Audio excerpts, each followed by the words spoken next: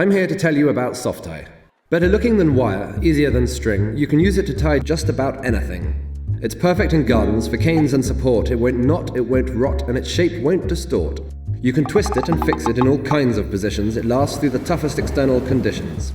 Softer than wire and stronger than string, it'll help you to build just about anything. You can make little figures in various poses, or use it in gardens on hoses and roses. It's ideal for sorting all parts of your life. You can tie up your sweet peas, your pens, or your wife. Then there's Slim Tie for tying plants and shoots where they're still little, and for any job where you think I'm too big around the middle. But if it's a heavy job and maybe Slim Tie is not enough, then you'll find the thick original is made of tougher stuff. It's handy in the tool shed for hanging up your gear, and useful on cables so you can work without fear.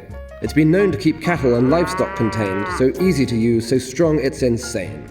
Made from soft rubber compound, it's a flexible cable that won't harden in the sun because it's UV stable, and its heavy-duty core has a strength that won't tire, a galvanized, rust-proof, tough steel wire. So beware imitations, there are none that compare. Soft Tie's the original and best anywhere.